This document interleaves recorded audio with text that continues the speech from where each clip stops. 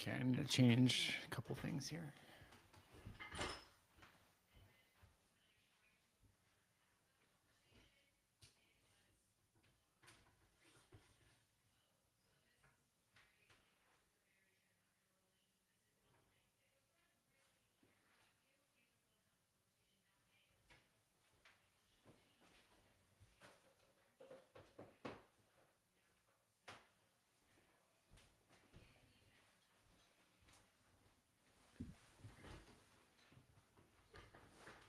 Ooh, that's a hot light.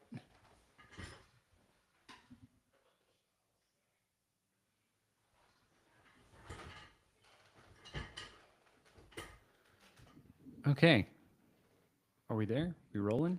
I think we are. This is great. This is great. Happy Friday, chat. What's going on?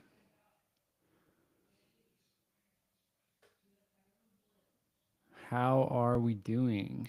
Looking here in the chat.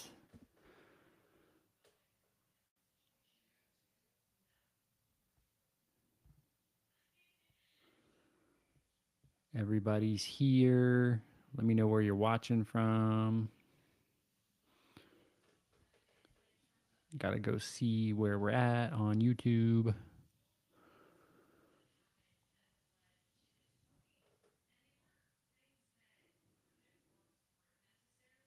Diabetics Doing Things. We're live right now. There I am. Nobody's here yet. One person. That's me. That's me watching.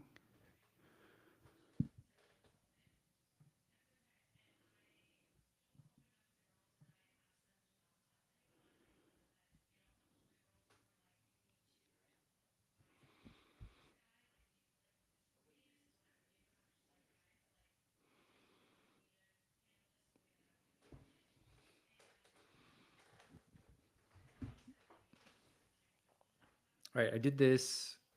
Why did I do this? I did it because I need to keep doing YouTube content and I wanted to give you guys a chance to see what's going on. See what's going on with me.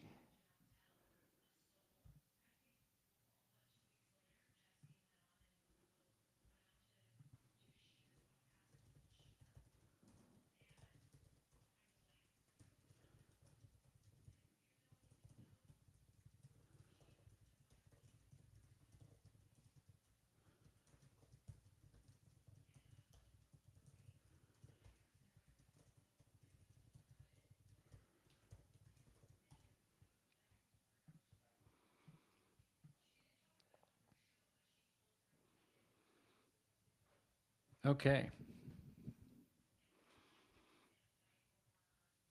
So what questions are we going to answer? I put up a question box on Instagram today, so I'm going to go look at that.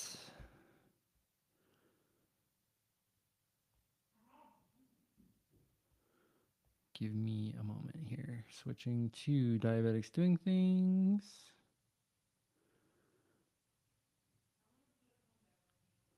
And okay, I got the question box open. So we're going to go with the first few questions. There really aren't that many, but that's okay. We're going to do that. So, first question, I'll put this in the chat so that everybody can see it. As soon as I figure out where the chat went. There it is. It's behind my phone, which I've put on my computer. Okay. Question 1. What podcast topics are coming soon? This is from Sandra. Okay. What topics are coming soon? We actually have 2 episodes that I've already recorded. One is with Jordan Robinson, who is a women's basketball journalist and person with type 1 diabetes. And she and I talk about basketball. We talk about the WNBA. We talk about her life with diabetes and finding out about diabetes and her family members who also have diabetes. And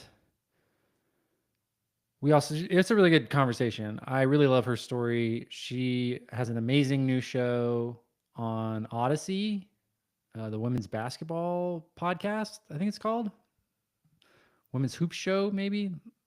You know what? We're doing this live. I can find it. She's Jordan. Yeah, the Women's Hoop Show. The Women's Hoop Show on the Odyssey Network. And yeah, really good, high quality content. And she's been on an insane run. So, really excited to dig into that episode with you guys. And then we also have the great Jennifer Stone, who I would characterize as like diabetes legend for sure. She was on the Wizards of Waverly Place. So you Disney heads will really love that conversation. And she and I have met a couple times over the years.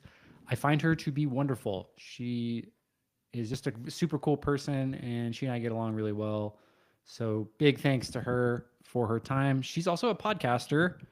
So that was cool too, to be on the mic with another podcaster. So really, really fun content coming from Jennifer Stone.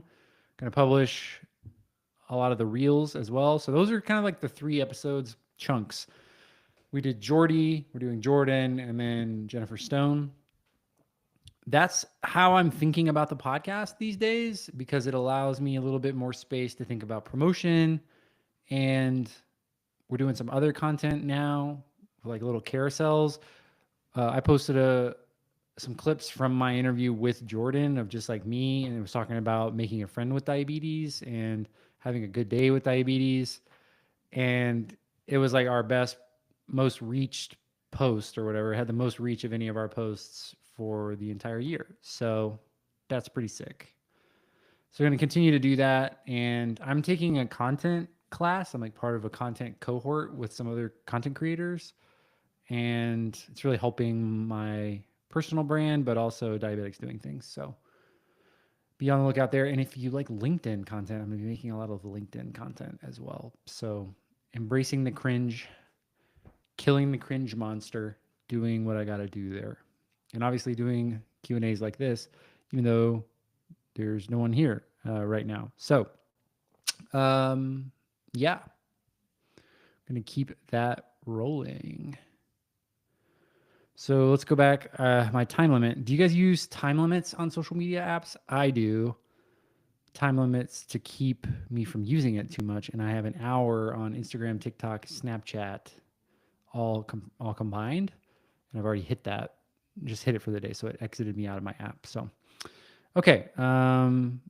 Next question was who is coming on the podcast next? So that is kind of already answered in those groups of 3. We also, though, I've been working really hard. Laura and I have been scheduling interviews for ADA scientific sessions. So we're probably going to do like 8 or 10 episodes all around technology, innovation, research, and kind of what's coming. So very excited to share those findings with you. There's some cool stuff coming from ADA this year, mostly around like GLP-1s and type 1 diabetes. There's a study, it's called Adjust T1D, and it's like adjunct use of semaglutide in type 1 diabetes. So Adjust is the acronym.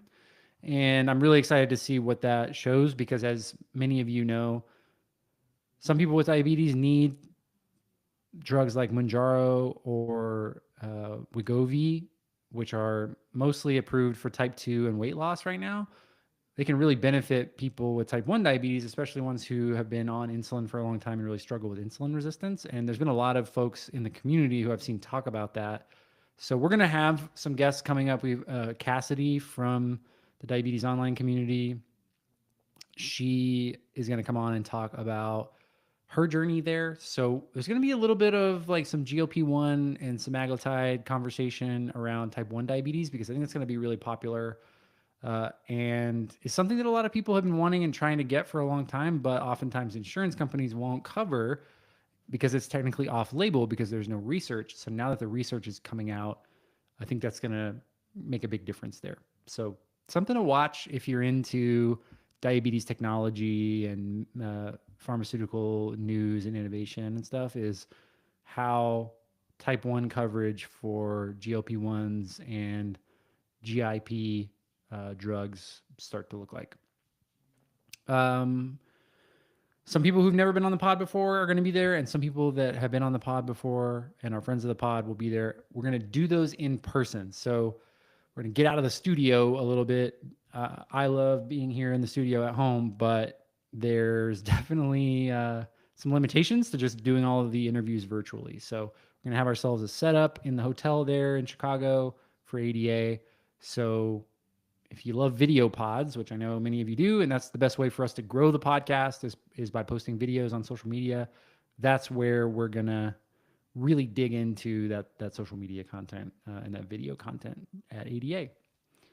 So that's a little bit of what's going on there. I have some big asks out to some guests,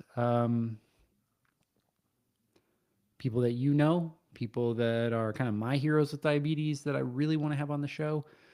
We're trying to make it happen. So I'm taking big swings this year in year 10 of the podcast and year 20 of living with diabetes. So hopefully we can, keep that rolling. So I'm going to go Q2 here. We'll call this one Q2. This is, what do you do for overnight blood sugars? So I know a lot of people talk about waking up in range and like dawn phenomenon and like being kind of out of range in the mornings and like the difficulty of managing your blood glucose overnight.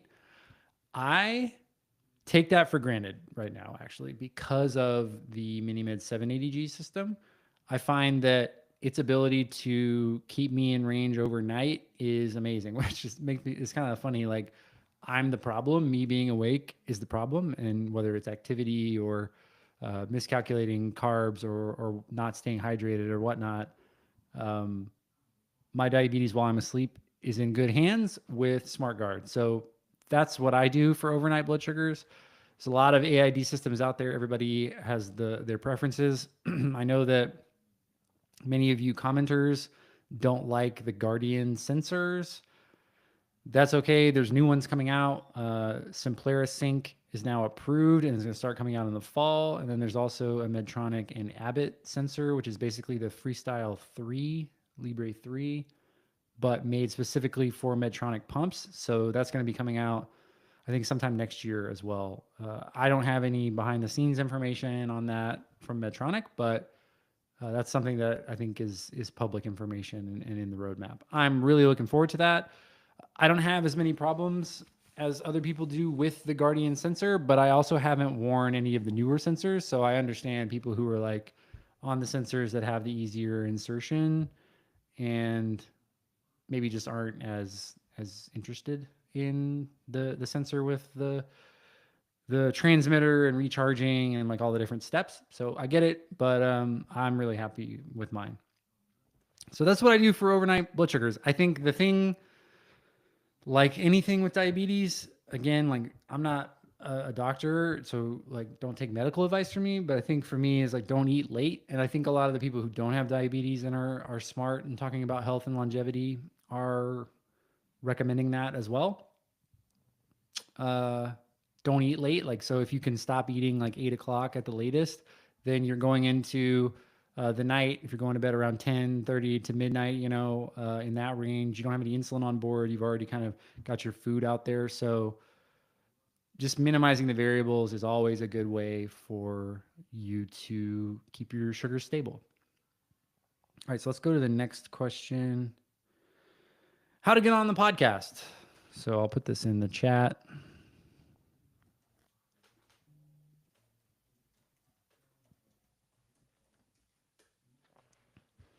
Okay, how to get on the podcast.